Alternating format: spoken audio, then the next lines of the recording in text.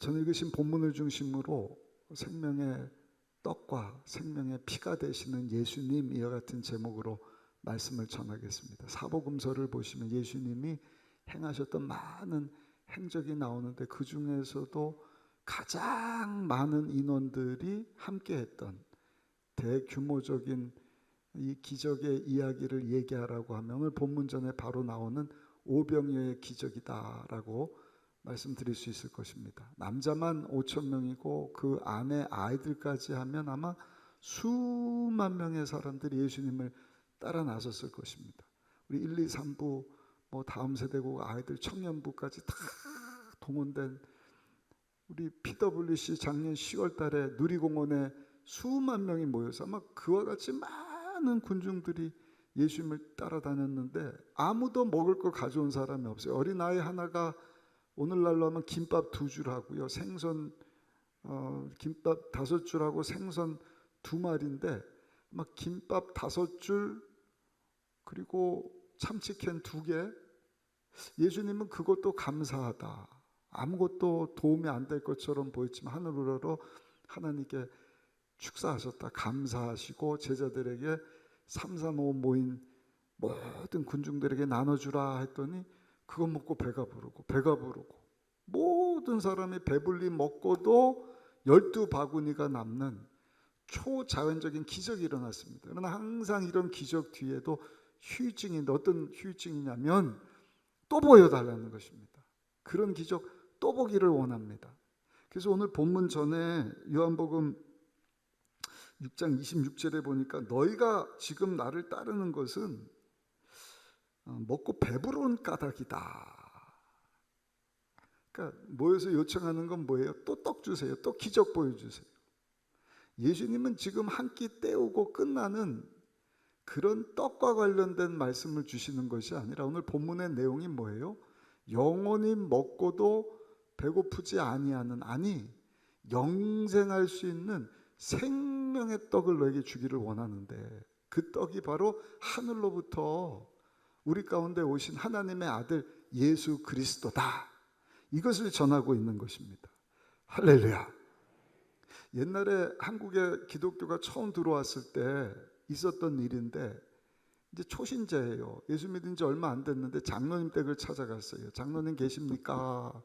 그럼 뭐 지금처럼 문이라든지 뭐 도울락 이런 게 없잖아요. 대문도 열려 있고 뭐 담도 다 안이 마당에 보이고 그러니까 그냥 문 열고 마당으로 훅 들어가서 장로님 계십니까? 근데 장로님이 그 안에서 모인 사람들하고 한잔 하시게나 그러는 거예요.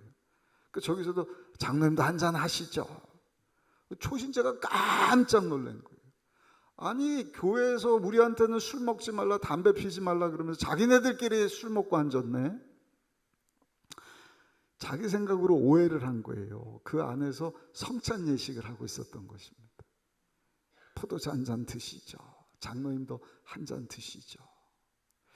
여러분, 예수님께서 왜 오병이의 기적 이후에 그냥 한 끼 먹고 끝나는 떡이 아닌 영원한 떡과 관련된 말씀을 주셨는가? 너희들이 생각하는 그 떡과 다른 메시지가 있다는 것입니다. 초자연적인 기적보다 더 위대하신 하나님의 아들 예수님이 바로 생명의 떡이 되시는 분이시다. 너에게 구원을 주시는 구원자요 메시아이시다. 이것을 51절, 오늘 본문 마지막 절인데 51절만 한번 읽어보시면 거기 분명히 말씀을 하세요. 우리 51절 함께 읽어보시겠습니다. 나는 하늘에서 내려온 살아있는 떡이니 사람이 이 떡을 먹으면 영생하리라. 내가 줄 떡은 곧 세상의 생명을 위한 내 살이라 하시니라. 아멘. 첫 번째입니다. 속죄의 제사. 유대인들은 그 당시 이 속죄, 죄 용서함 받기 위하여서 드려지는 제사에 아주 익숙했습니다. 여러 가지 속죄제, 속건제, 화목제, 또 5가지 제사법이 있지 않습니까? 이 속죄 제사를 위해서 어린 양을 잡아야 해요. 그러면 그 제사장이 그 어린 양에게 그 죄의 문제를 가지고 온 사람의 죄를 다 떠넘깁니다. 그럼 그 사람의 죄가 어린 양에게 전가가 되고, 어린 양은 자기가 지은 죄가 아니지만 속죄 안 받기 위해서 잡아온 그 사람의 죄를 끌어안고 죽게 되는 것입니다. 그런데 그 속죄 제사를 마친 이후에 꼭 진행되는 순서가 있는데, 그것은 뭔가, 그 잡아온 어린 양을 속죄 제물로 드린 이후에 잡아먹도록 돼 있어요. 그러면 내 죄가 전가되고, 그래서 하나님은 흠없고 정결한 짐승을 잡아오라 그랬는데, 하나님이 좋은 것 잡수시려고 그러신 것이 아니라 내 죄가 전가되고 그 흠없고 정결한 짐승의 그 정결함이 나에게 전가되도록 하시기 위해서 상징적으로 흠없고 깨끗한 짐승 잡아오라 하신 것이거든. 내가 전가되고 내 죄가, 그 짐승의 그 정결함이 나에게 전가되면 이제 내 죄가 용서함 받았다, 기뻐하는 것입니다. 그러면서 하나님과의 복된 관계 가운데 나아가는 것입니다. 예수님을, 우리 주님을 영접하고, 그리고 하나님의 임재를 누리면서, 나 같은 죄인이 죄 용서함 받고 피조물인 내가 창조주 되시는 하나님께로 나아갈 수 있게 되었다. 이것이 오래전부터 진행된, 여러분, 유대인 전통의 제사법이지 않습니까? 중요한 것은 아까도 말씀드렸지만 그 제사를 드린 이후에는 양을 반드시 먹어야 됩니다. 먹지 않으면 그 제사는 무효가 되는 것입니다. 오늘 읽으신 본문 이후에 53절에 보시면 우리 예수님이 이제는 어린 양이 되셔서 그 예수님의 찢기신 몸과 그 흘리신 피를 상징하는 그 떡과 포도주도 반드시 먹어야 된다 하는 것을 53절에 말씀을 하는데, 우리 53절 말씀 같이 한번 읽어보시겠습니다. 53절입니다. 예수께서 이르시되 내가 진실로 진실로 너희에게 이르노니 인자의 살을 먹지 아니하고 인자의 피를 마시지 아니하면 너희 속에 생명이 없느니라. 생명의 떡이 되시고 생명의 피가 되시는 예수님을 먹고 마실 때야 비로소 너희가 죄 용서함을 받고 하나님과 그 깨진 관계 가운데 회복해서 나아갈 수 있다. 하나님의 임재, 하나님의 영광 가운데 나갈 수 있다. 쉽게 말씀드리면 구원함에 이를 수 있다 하는 것을 예수님이 말씀해 주시는 것입니다. 두 번째입니다. 예수님은요, 고린도전서 11장에 보시면 이것을 먹고 마실 때마다 예수님을 기억하고 기념하라 말씀하셨어요. 아주 중요한 말씀인데 고린도전서 11장 24절 25절 말씀 같이 한번 읽어보시겠습니다. 축사하시고 때에 이르시되 이것은 너희를 위하는 내 몸이니 이것을 행하여 나를 기념하라 하시고, 식후에 또한 그와 같이 잔을 가지시고 이르시되 이 잔은 내 피로 세운 새 언약이니 이것을 행하여 마실 때마다 나를 기념하라 하셨으니, 먹을 때마다 마실 때마다 예수님이 십자가 지심을, 예수님이 속죄 제물 어린 양 되어 주심을 기억하고 기념하라. 여러분, 근데 왜 예수님께서는 살과 피를 주셨는가?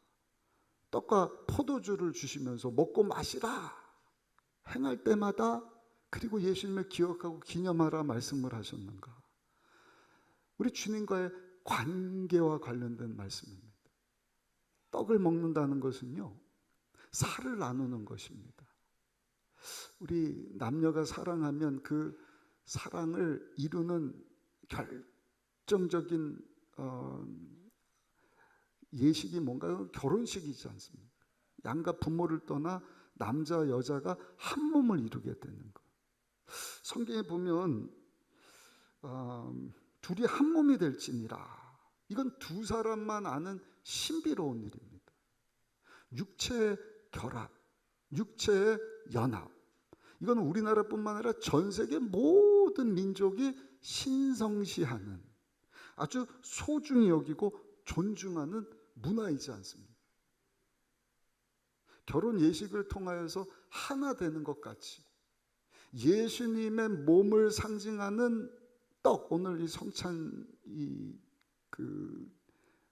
떡과 포도주가 이렇게 준비되어 있는데 이것을 먹고 마신다는 것은 여러분 하나님과 저와 여러분들이 그런 관계 가운데 할렐루야 죄로 죽었던 내가 피조물인 내가 죄 용서함을 받을 뿐만 아니라 전능하신 하나님을 아빠 아버지라 부르면서 그 하나님과의 연합의 관계 가운데 나가게 된다는 것입니다. 우리 성도들도 마찬가지예요. 그래서 이 몸에 대해서 지은 죄가 있다고 하면 회개할 수 있어야 된다. 예수님의 몸을 이루는 것이 교회이지 않습니까? 이 건물은 예배당이라 그러고 교회는 예수 믿고 구원받은 성도들의 공동체예요. 그러니까 여기 모이는 한 사람 한 사람이 예수님의 몸을 이루고 있거든요. 근데 예수님의 몸에 대해서 죄를 졌다는 것은 예수님의 몸을 이루는 우리 형제 자매에게 지은 죄가 있다 그런다면 그것을 회개할 수 있어야 된다. 그리고 성찬을 대하면서 우리 하나님과 뗄래야 뗄 수 없는 관계 가운데 우리가 나가게 되었다는 사실을 기억한다는 것입니다. 근데 여러분 떡을 먹어서 이루어지는 관계보다 더 중요한 관계가 있는데 그것이 뭔가 피를 나누는 관계입니다. 그게 뭐죠? 부모 자식 간의 관계예요. 자녀의 관계는 영원히 뗄 수가 없어요. 왜? 내 피를 나눈 내 분신이기 때문에. 예수님의 피를 마신다는 것은 그런 관계입니다.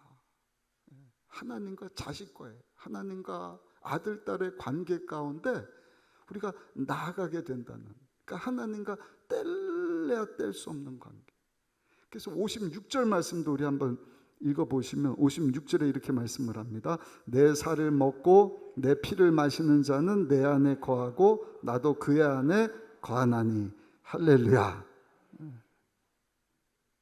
예수님의 몸을 먹음으로 예수님과 하나 되는 관계, 예수님의 피를 마심으로 정말 뗄래야 뗄 수 없는 하나님과 자녀의 관계, 그 연합으로 우리가 나아갈 수 있게 된다는 것을 이 성찬을 대할 때마다 우리는 한 달에 한 번 하죠. 기억하고 기념할 수 있어야 된다.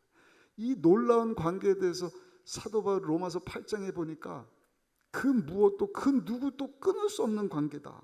로마서 8장 38절 39절 말씀 우리 같이 한번 읽어보시겠습니다. 내가 확신하노니 사망이나 생명이나 천사들이나 권세자들이나 현재일이나 장래일이나 능력이나 높음이나 깊음이나 다른 어떤 피조물이라도 우리를 우리 주 그리스도 예수 안에 있는 하나님의 사랑에서 끊을 수 없으리라. 끊을 수 없으리라. 끊을 수 없으리라. 뗄래야 뗄 수 없는 관계. 전능하신 하나님. 그 하나님과 관련해서 오늘 3부 예배 제가 1, 2부 때 안 한 얘기를 좀 말씀드리면 손가락 한번 쫙 펴셔요. 하나님 어떤 분이신가? 엄지손가락 따라합시다. 유일하신 하나님. 손가락으로 어디 하잖아요. 어디든지 계시는 하나님. 할렐루야. 네 번째 손가락은 약속이지 않습니까? 약속을 지키시는 신실하신 하나님. 할렐루야. 새끼손가락은 끝까지 영원까지 우리를 사랑하시는 하나님. 그리고 가운데 손가락은 유일하신 하나님. 그 유일하시고 스스로 계시고 유일하시고 어디든지 계시고 신실하시고 영원부터 영원까지 계시는 완전하신 하나님과의 관계 가운데 여러분 우리가 성찬을 통해서 나갈 수 있다는 이 사실, 우리가 항상 성찬을 대할 때마다 기억해야 할 줄로 믿습니다. 비결이 뭔가? 그래서 다른 것이 아니라 우리 예수님이 하나님께서 보내주신 어린 양이 되시기 때문이다. 성경에 보면 예수님을 상징화해서 어린 양이라 이렇게 얘기를 합니다. 요한복음 1장에 보면 침례 요한이 예수님을 보면서 뭐라고 이야기를 하죠. 보라, 세상 죄를 지고 간 하나님의 어린 양이로다. 제사용으로 사용되어졌던 어린 양을 예수님과 비교해서 이야기를 한 것입니다. 1년에 한 번은 대속죄일이에요. 모든 백성들의 죄를 사하는, 용서해주는 대속죄일인데 그날도 어린 양을 잡습니다. 흠없는 1년 된 어린 양. 제사장이 하는 일이 뭔가 그 양을 잡아서 모든 백성들의 죄를 그 양에게 다 전가시켜요. 속죄 제사 비교할 수 없는 1년에 한 번 모든 백성들의 죄를 그 어린 양에게 다 전가시키니 그 어린 양은 완전히 죄덩이가 돼버리는 것입니다. 그러니까 살 수가 없어요. 그 양은 죽임을 당합니다. 근데 여러분, 그렇게 함으로써 그 어린 양이 찢기고 흘리는 그 피 때문에 모든 백성들은 죄 용서함을 받고요, 속죄함에 기쁨을 얻게 되는 것입니다. 근데 예수님께서 보라, 세상 죄를 지고 가는 하나님의 어린 양이시다. 하나님이시지만 우리 인류의 죄를 다 담당하시기 위해서 죄 없는 몸으로 성령으로 잉태되신 예수님이 우리 가운데 오셔서 저와 여러분들의 모든 죄를 죄 없으신 예수님이 십자가에서 다 전가받아 주셨다. 예수님은 죄덩이가 되어버리신 거예요. 그리고 십자가에서 죽으신 거예요. 그리고 그 예수님의 죄 없으심이, 그 의로움이, 여러분, 누구든지 예수를 믿는 모든 사람들, 저와 여러분들에게 다 옷 입혀진 줄로 믿습니다.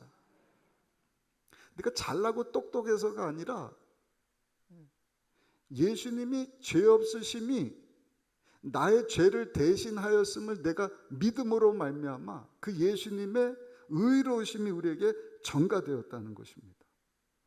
어떤 사람은 이 얘기 들으면 그럴 거예요. 아니, 목사님, 내가 죄를 졌는데 왜 예수님이 죽습니까? 내가 죽어야죠. 내가 십자가에서 내 죄값을 치러야 되는데 왜 예수님이 내 대신 죽습니까? 성경은 그것에 대해서 한번 따라합시다. 하나님의 은혜입니다. 하나님의 은혜. 자격 없는 나에게 하나님께서 위로부터 그냥 주시는 선물이다. 오늘도 우리 일본에서 장로님 따님이 그 손녀따님과 함께 오셨는데 이렇게 일본 과자입니다, 빵입니다 그러고 가지고 오셨어요. 가지고 오시면 제가 할 수 있는 건 뭐야? 아이고 감사합니다 그리고 받는 것밖에 없지 않습니까? 이게 하나님의 은혜다. 묻지도 따지지도 말고 네가 할 수 있는 것은 그냥 믿음으로 받아들이면 되는 것이다. 아멘. 그게 기독교의 진리예요. 이해 납득 공감되지 않지만 지난주도 말씀드렸죠. 로마서 말씀, 뱀에 물려 죽게 됐을 때 그 장대에다가 노수로 만든 뱀을 매달아 진중 가운데 독이 퍼져 죽어간 사람들이 바라보기만 하면 독이 빠지고 살게 되듯이 그 십자가에 매달린 하나님의 어린 양 되시는 죄 없으신 예수님을 믿기만 하면 예수님의 의로움이 죄인된 나에게 탁 전가되어서 용서받은 의인으로 하나님과의 영원히 복된 관계 가운데 나아갈 수 있게 된다. 그것을 믿기만 하면 된다. 하나님께서 우리에게 베풀어 주신 구원의 은혜인 것입니다. 세상에 종교가 굉장히 많습니다. 근데 많은 종교는요, 우리에게 무거운 짐을 가져다 줘. 이것도 해야 되고 저것도 해야 되고 했는데도 이게 내가 정말 구원받을 수 있는지 확실하지가 않아요. 그러니까 또 해야 되고 또 해야 되고. 이단 같은 경우는 처음엔 안 그러지만 나중에는 막 집도 바쳐야 되고 많은 막 헌금도 해야 되고 막 정신이 없지 않습니까? 그러나 기독교의 진리는 뭐냐? 그냥 하나님은 사랑이셔요. 묻지도 따지지도 않으셔요. 하나님의 아들 되시는 예수님을 하나님께서 온 인류의 죄를 대신하는 어린 양으로 이 세상 가운데 보내셔서 십자가에서 몸짓고 죄 없는 피를 흘리게 하심으로 우리의 모든 죄를 다 속죄해 주셨다는 그 사실을 믿기만 하면 우리가 용서받은 의인이 될 수 있다. 그래서 예수님께서는 뭐라고 말씀을 하셔요? 수고하고 무거운 짐진 자들아 다 내게로 오라. 구원받으려고 수고하고 무거운 짐을 짊어지는 율법으로 세상 종교로 가지 말고 내게로 와. 내가 너에게 주는 구원은 어려운 것이 아니다. 내 멍에는 쉽고 가벼우니 다 내게로 오라. 누구라도 예수님께 나와서 그 예수님을 믿기만 하면 되는 줄로 믿습니다. 내가 값을 지불한 것도 아니에요. 내가 무슨 힘쓰고 애쓴 것도 아니에요. 무슨 대단한 업적 공로를 한 것도 아닙니다.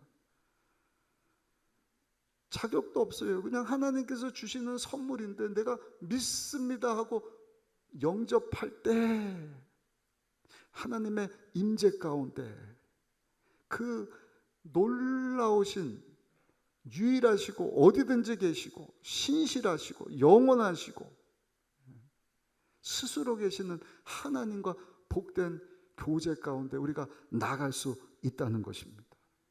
네 번째입니다. 예수님이 십자가에서 흘리신 피의 효력과 관련돼서 성경은 말씀을 합니다. 몇 가지가 나오는데 첫 번째, 예수님의 피가 저 여러분들을 죄에서부터 자유케 하신다. 에베소서 1장 7절 말씀 우리 같이 한번 읽어보시겠습니다. 우리는 그리스도 안에서 그의 은혜의 풍성함을 따라 그의 피로 말미암아 속량 곧 죄사함을 받았느니라. 이 죄 문제 때문에 참 괴로워하는데 다음 주도 살펴보겠지만 우리의 대제사장, 그냥 제사장도 아니고 제사장 중에서도 가장 위대하신 예수님이 제사장 되시는데 내가 내 죄를 대신해서 죄 없는 피를 흘렸으니 너는 무죄다. You are free. 너는 죄에 대하여 자유하다. 그게 피의 효력이에요. 믿으십니까? 믿으십니까? 그 좀 믿음으로 내 죄가 다 예수님께 전가돼 예수님의 의로움이 내게 전가됐어요. 목사님인데 또 죄 짓는데요. 맞아요.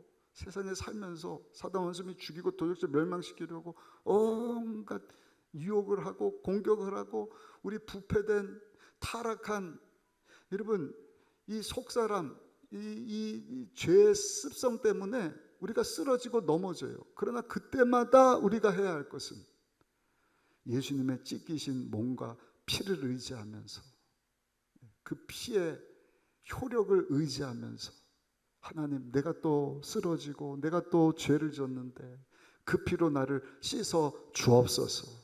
의의 옷을 입었지만 너는 의인이다 내 것이다 칭해 주셨지만 실수하고 죄 짓는 그 죄의 문제를 주의 보혈을 의지하여 날마다 하나님 앞에 나감으로 여러분 예수님 닮은 하나님의 자녀로 날마다 성화되어 가게 되시기를 예수님의 이름으로 축원합니다. 그럼 예수님 오시는 그날 영광스러운 모습을 하나님 있을 때는 정말 하나님의 자녀로 영광스러운 모습으로 서는 것입니다. 하나님의 심판대 앞에 딱 섰을 때 하나님의 자녀로 하나님이 나를 알아봐 주시는 것만으로도 큰 복이지 않습니까?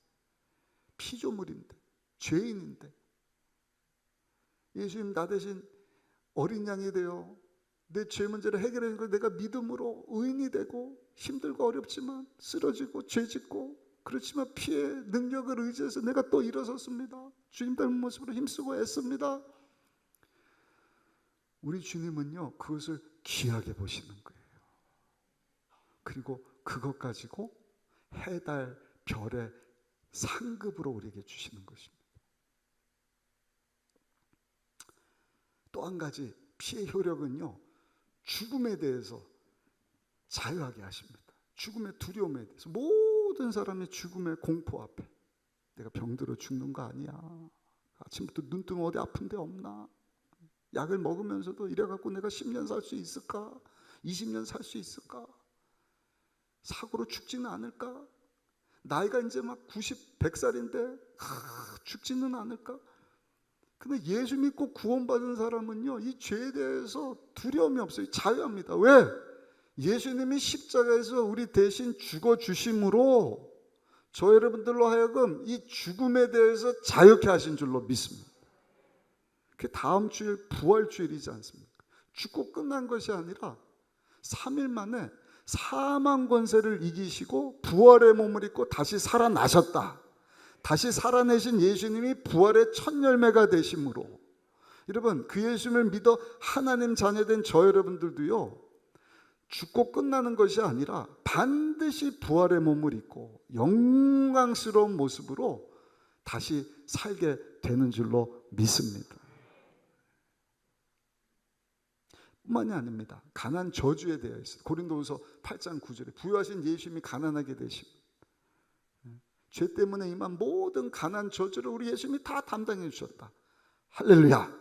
질병에 대해서 예수님이 채찍에 맞아 주심으로 머리끝 발끝까지 오장육부 사지백체 뼈 근육 조직 신경 세포가 연약해진 그 질병의 문제를 예수님이 담당해 주셨다. 정신적인 문제, 마음의 병, 우리의 영적인 병까지도 우리 예수님이 다 담당해 주심으로 우리는 나음을 받게 된 줄로 믿습니다. 이 모든 죄, 가난, 저주, 질병, 죽음 이후 지옥 심판에 대해서 자유케 하시는 이 진리, 예수님은 이 일을 이루시려고 십자가에 보니까 고난의 잔을 기쁨으로 마셨다 말씀을 합니다. 참 어려운 일이지만 마태복음 26장 39절입니다. 내 아버지와 할만하시거든 이 잔을 내게서 지나가게 하옵소서. 그러나 인류의 구원, 죄, 가난, 저주, 질병, 죽음, 지옥, 심판의 문제로부터 저희들을 자유케 하시려면, 구원하시기 위해 하시는 것이 하나님의 뜻이라고 한다면 내 원대로 하지 마시고 아버지의 뜻대로 하여 주옵소서. 그리고 십자가 지신 거예요. 예수님은 그 길을 선택하시고 예수님이 가셔야 되는 길이다 말씀하셨습니다. 마태복음 26장 24절입니다. 인자는 자신에 대해 기록된 대로 가거니와. 하나님께서 정해놓으신 그 길, 내가 기쁨으로 가기를 원한다. 기쁨으로 그 잔을 마시기를 원한다. 그러면서 이것은 내가 치러야 되는, 내가 담당해야 되는 일이다. 우리 이 말씀 한번 읽어보실까요? 마태복음 20장 28절 말씀 같이 한번 읽어보시겠습니다. 인자가 온 것은 섬김을 받으려 함이 아니라 도리어 섬기려 하고 자기 목숨을 많은 사람의 대속물로 주려 함이라. 아멘. 아멘.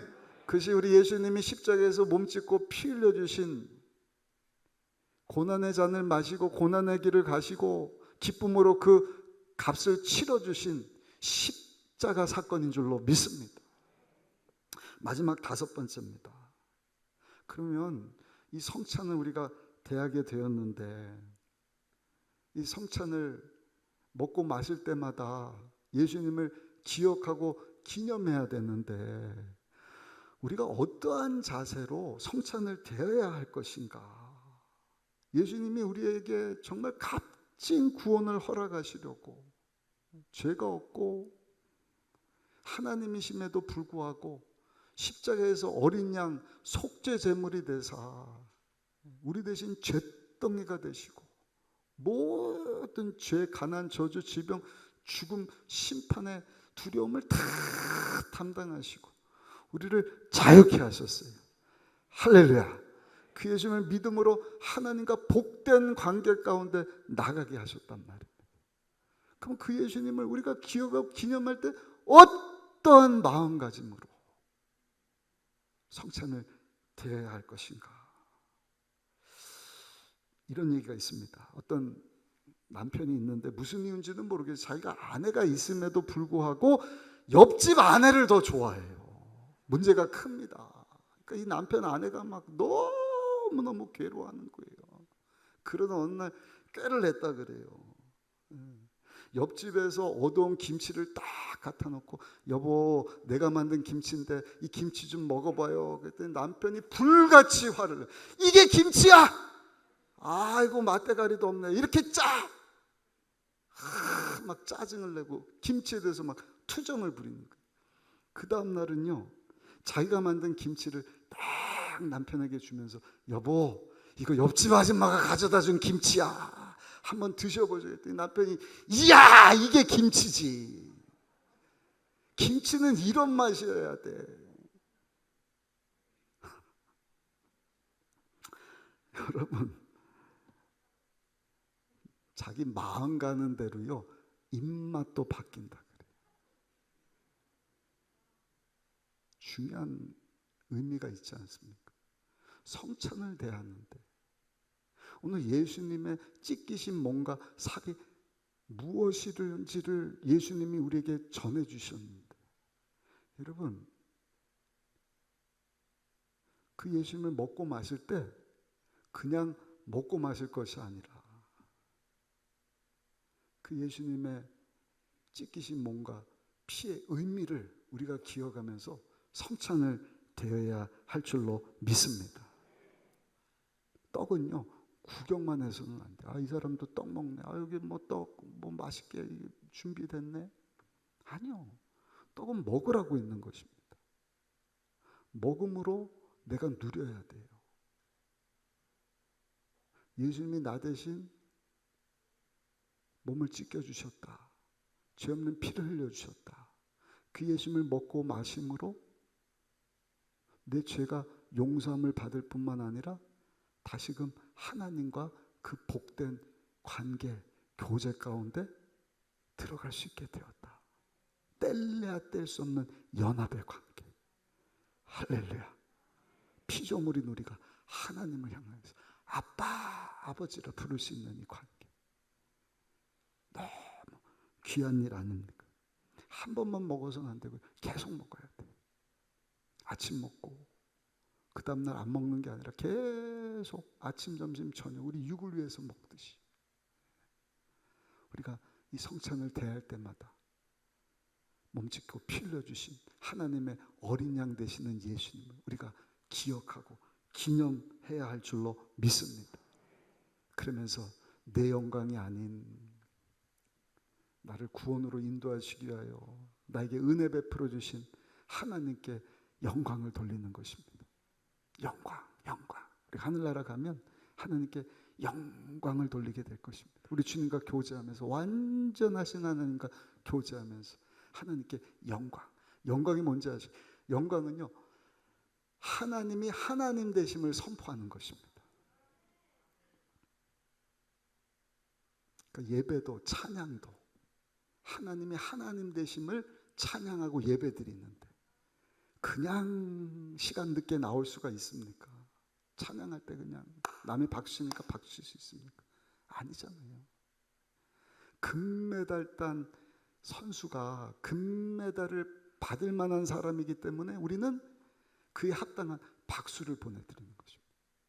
하나님은 영광 받으시기에 합당하신 하나님이시기 때문에 우리에게 구원의 은혜를 베풀어 주신 사랑의 하나님이시기 때문에 하나님께 영광을 돌리는 것입니다. 그리고 이 땅에 사는 동안에도 나를 위해서 사는 것이 아니라 하나님 내가 어리석었습니다. 그 은혜를 입었는데 내가 착각하고 살았네요. 내가 주인인 줄 알고 썩어 없어질 것 길어야 70년 80년 세상 사람 기준 따라서 막 더 많이 가지고 욕심도 내고 못 취해지면 막 속상하기도 하고 거짓말도 치고 생각으로 마음으로 말로 온갖 죄 지은 것들을 다 회개합니다. 아멘. 이제 주님의 흔적을 가진 자로 살게 하여 주옵소서. 미국에 실제로 있었던 얘기인데요. 한 신학생이 동네 아가씨를 사랑했어요. 교제를 하는데 병이 중해져요. 그래서 이 신학생이 다니는 신학교에서 운영하는 그 요양원으로 버지니아주에서 뉴멕시코까지 가서 지납니다. 이 아가씨가요 나도 가야 되는데 나도 가야 되는데 엄마 아빠가 말리는 거야. 야, 이제 그 관계 끊어. 안 돼. 병 들어갖고 그래서 살 수 있겠니? 폐병인데 야, 결혼도 못하고 그 남편 죽으면 어떻게 할까? 안 돼, 안 돼. 근데 얘기하는 거 아니요. 그분은 저한테 큰 기쁨을 줬어요. 제 영혼의 사랑을 느끼게 해준 분입니다. 그리고 짐 싸갖고요, 뉴멕시코주 요양원에 간 거예요. 그 원장님 밑에서 일하면서 버는 돈으로 그 신학생 치료비 되고 수발을 다 듣는데, 한번 의사 선생님이 이 아가씨를 보는 거 보니까 보통 관계가 아닌 것 같은데 이제 이 청년은 오래 살지 못합니다. 길어야 일주일입니다. 정리하세요. 이 아가씨가 의사 선생님 말을 듣고 목사님을 찾아가서, 목사님, 저 그 청년하고 결혼하고 싶어요. 목사님 깜짝 놀랐네. 그 상황을 아니까. 아니, 일주일밖에 못 산다 그러는데 무슨 결혼이냐.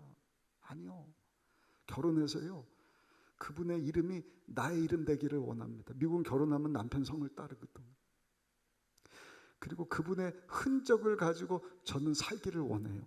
그 얘기를 듣고 목사님이 결혼식을 올려줬습니다. 근데 일주일 만에 결혼한 그 청년이 정말 하나님 품으로 가버린 거예요. 가족들이 오고 장례식을 치릅니다. 이 아가씨가 조가를 부릅니다. 그리고 모인 사람들에게 이런 얘기를 합니다.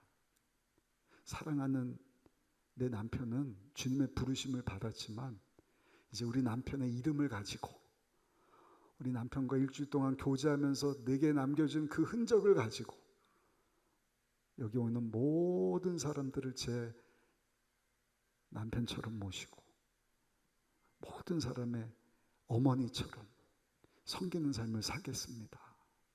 그리고 90이 되도록 그 아가씨가 평생토록 그 요양원에 오는 사람들에게 주님의 사랑과 헌신을 보여줬다는 것입니다.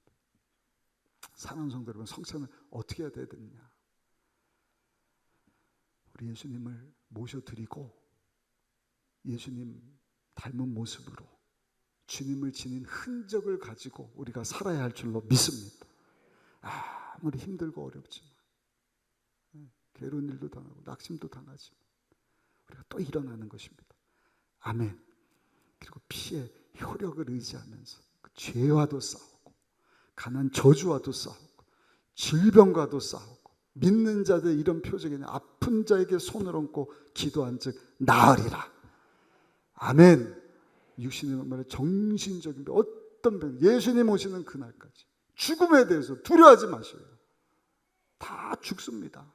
그러나 우리는 죽고 끝나는 것이 아니라 사망 권세 이기고 다시 사신 예수님처럼 다시 부활할 줄로 믿습니다.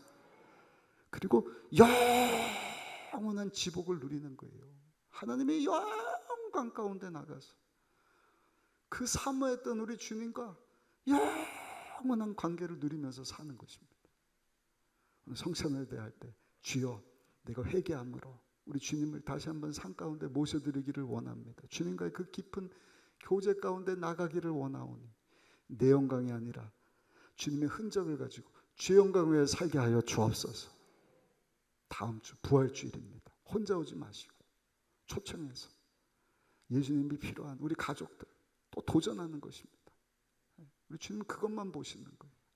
하나님 내게 주신 모든 것 가지고 전도하고 구제하고 할렐루야 선교하는 일 잘 힘쓰다가 우리 주님 앞에 섰을 때 잘했다 칭찬 듣고, 우리 하나님 저 여러분들께서 예배하신 상급의 주인공 되는 우리 모두가 되시기를 예수님의 이름으로 축원합니다.